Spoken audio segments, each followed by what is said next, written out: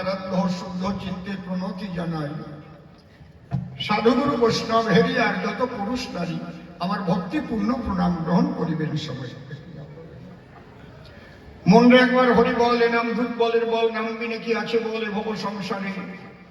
যে জন করে হরি চিনতে, হরি করে তার চিনতে, অন্তে জীবকে নিয়ে যায় সে ভব সিন্ধু পারে। তাই বলি বলে রসনা কে যে বিষয় বাসনা, কেলে সোনার উপাসনা করো সার। ওই যে হরি দীনবন্ধু পাইলে তার কৃপা বিন্দু, ভব সিন্ধু সেদিন হবি পার।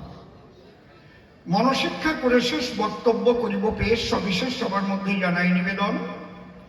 অদ্যকার্যে কবিগান, এটা আমার জীবনের নূতন অনুষ্ঠান। ইতিপূর্বে এই সভাস্থান আমি করি নাই পদার্পণ।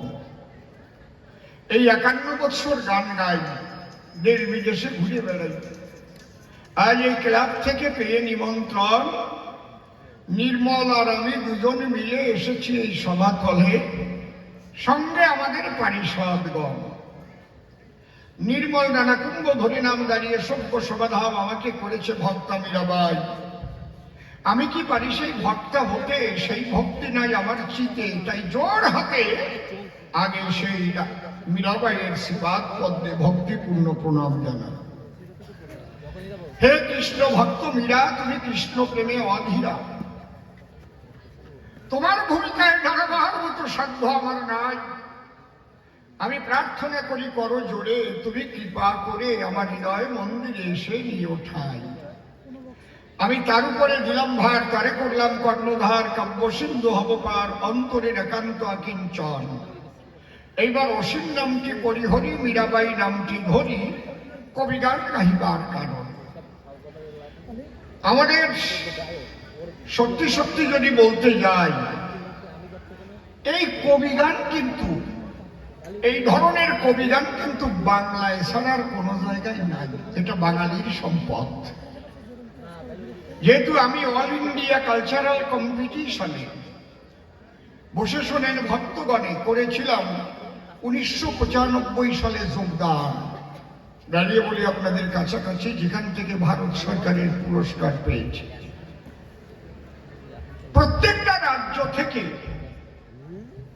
এখানে লড়াই করে শ্রেষ্ঠত্ব দিয়েছে যাকে, তাকে ওই দিল্লির দরবারে করেছিল প্রেরণ। এই দেখ না, ভারতবর্ষে যত রাজ্য ছিল সব রাজ্য থেকে একটা ট্রুপ এলো।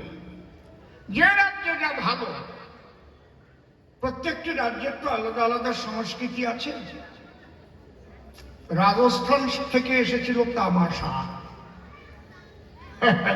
বুঝি না তো তাদের ভাষা। উড়িষ্যার থেকে গিয়েছিল ঘোড়া নাচ, বুঝতে পারিস? ও জায়গায় না গেলে ঠিক পাবা না। অল ইন্ডিয়া কালচারাল কম্পিটিশন, সব রাজ্যের এক একটা করে দল সেখানে দিয়েছে দর্শন। রাজ্যে আগে প্রথম হতে হয়েছে southern drama division government of India থেকে, তারপরে পাঠিয়েছে। সেখানে গিয়ে দেখেছিলাম ভাই, বাংলার এই কবিগানের লড়াই আর কোন রাজ্যে নাই। আমাদের হিন্দি ভাষাভাষীদের মধ্যে দাঁড়িয়ে বলি সবার সান্নিধ্যে একটা গান আছে, সেটা কবি গানের ন্যায় নয়। ওটাকে কি গান যেন বলা হয়? যাকে ওসব কথা বসে শোনেন বিজ্ঞ শ্রোতা, আমরা কবি গানের মধ্যে দিয়া সমাজ সংস্কার করবার দিক লক্ষ্য রাখিয়া পূর্ব হতেই কবিগান পরিবেশিত হয়। যৎ আচরতি শ্রেষ্ঠ স্তোত্র দেবতর জন, সযৎ প্রমাণম কুরুতে লোকস্তদনুবর্ততে। মহাজ্ঞানী মহাজন যে পথে করে গমন হয়েছেন প্রাতঃস্মরণীয়, সেই পথ লক্ষ্য করে স্বীয় কীর্তি ধ্বজা ধরে আমরাও হব স্মরণীয় বরণীয়।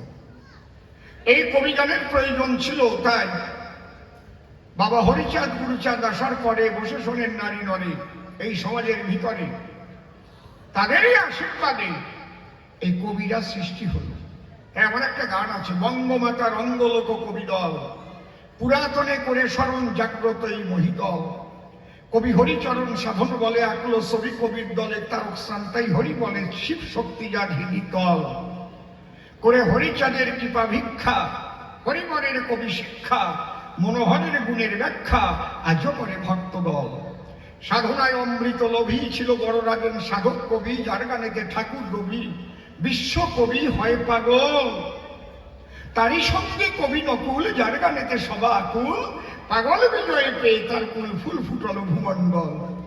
বিজয়ের ভাটিয়াল গানে ভক্ত আনে ভক্ত প্রাণে, সুচ্ছন্দর মধুর গানে ঝরত কত নয়ন জল। নিশিকান্তের পদ যোজন যায় না করা তাহার ওজন, আজও যাহার গুণের যাজন করতেছে সুধী সকল। কবি চন্দ্রকান্ত কুমুদাদি, রজনী মহিমনাদি, খোরশেদ বিয়া কণ্ঠ সাধি গাইল কবি সুনির্মল। গীতামৃত সঙ্গত সঙ্গে পেয়ে মনোরঞ্জন চলছে ধেয়ে, নারায়ণের তরি বেয়ে চলেছে বিজয় পাগল। কবি রসিক শেখর রসে ভরা, সুরেন্দ্র হয় মধু খরা, অমূল্য মাতালো ধরা পেয়ে ভরা পাগলার বল। এইরকম আর অত সব মনে নাই, সব কবিদের নাম আছে রে ভাই। এর মধ্যে প্রত্যেক কবিদের গুণ বর্ণনা করে এবং নাম ধরে ধরে ছন্দের মালা গেঁথে পরে ওটা আমার অসীম সঙ্গীত বইয়ের ভিতরে ছাপা হয়, আজকের কথা নয়। ঠিক আছে, খুব ভালো আছে, মাইক ভালো আছে, আর হাত দিয়ে না। তাহলে আমরা যে কবি গান গাই, কখনো কৃষ্ণ হয়ে যাই, কখনো হয় মীরাবাই।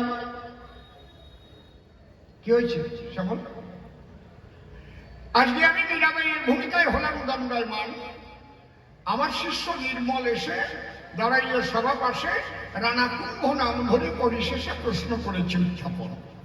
কালীর পায়ে প্রণাম দিলে না কেন, দেও তার সমাধান। শোনো রানা কুম্ভ, প্রণাম দেওয়ার অনিচ্ছা আমার ছিল না, কিন্তু তোমাদের পূজার পদ্ধতি ভালো না। কারণ এই জগতে বৈষ্ণব যারা তামসিক পূজায় যোগদান করে না তারা, আমি যে মা কালী তারা তাকে শ্রদ্ধা জানাই নাই, এটা ঠিক নয়। দাঁড়ায় মন্দিরের বরাবরই আমি মন দিয়ে তাকে শ্রদ্ধা করি, কিন্তু ওই জায়গায় যদি আমি লুটাইয়ে পড়ি তাহলে ভবিষ্যতে দাঁড়িয়ে বলি তোমার সাক্ষাতে বৈষ্ণবদের অসুবিধার বিষয়। কেন?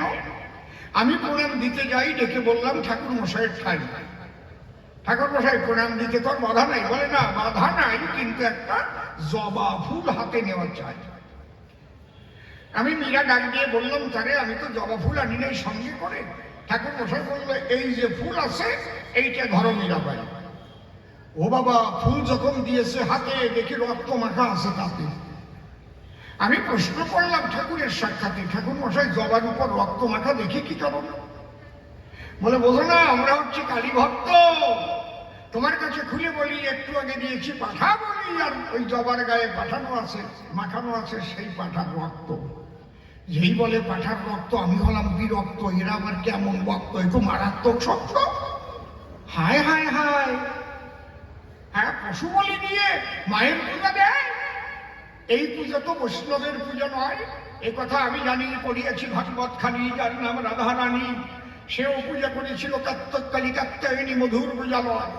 কাত্তায়নী মহামায়া মহাযোগী মধীশ্বরী নন্দ গো পশুগন্ধেবী প্রতিমে কুরুতে নম। তাহলে কালী পূজা করতে আমার কোনো বাধা নাই, তোমরা পাঠা বলি দাও কেন? এর জবাব চাই। আমার কাছে বলো দেখি, ওই পাঠার মধ্যে মায়ের সন্তানত্ব আছে নাকি? যদি আমরা চণ্ডীখানা পড়ে দেখি, তার মধ্যে কি লেখা হয়? যা দেবী সর্বভূতেষু মাতৃরূপেণ সংস্থিতা নমস্তস্যৈ নমস্তস্যৈ নমস্তস্যৈ নমো নমঃ। যে দেবী সমস্ত কিছুর ভিতরে মাতৃরূপে বিরাজ করে, সেই দেবীর পূজা করার তরে তোমরা পাঠা বলি কেন করো? দা প্রণাম দিতে আমার এখানেই বিদেশে ব্যবধান। আমি জানাই তোমার বরাবরই তোমার কাছে প্রশ্ন করি, তোমরা মায়ের পূজা করতে পশু বলি দাও কেন? যদি পারো দিও তার শুদ্ধ সমাধান। আমরাও মায়ের পূজা করি, দিয়ে দুই নয়নের বাড়ি, চোখের জল ঢেলে দেই মায়ের পায়, পূজা করি ভক্তি ভুলে, মনটা তখন ওঠে দুলে। বুঝলে? পশু হত্যার দ্বারাই পূজা আমরা করি না মহাশয়। কি বলবো আপনাদের কাছে, ওদের মন্দিরের মধ্যে আবার মদের বোতলও আছে, 3x রাম। ওরে বাবা রে বাবা, ঠাকুর মশাই ডেকে কয় একটু বড় দেখে বোতল নিয়ে আয়, আর ওরে খাওয়া না খায়। এই কেরামের ছেলেরা খায় না, এরা ভালো। দেখবেন এই কালী পূজা যখন করবে মদ খাইয়ে পেট ভরবে, আর বেশিরভাগ যখন ওই কি বলে বিসর্জন দিতে যাবে, ওরে বাবা মাইকে বাজে ওলে ওলে, আর মদ খাইয়ে কি জোলাটা জ্বলবে। আর আমার না এসব বাজে কথা ভালো লাগে না, লজ্জা করে কেমন বাইরে। কেন অনেকে ডাক দিয়ে কয় একটু কি হাসির কথা চুটকি চাটকি না দিলে হয়।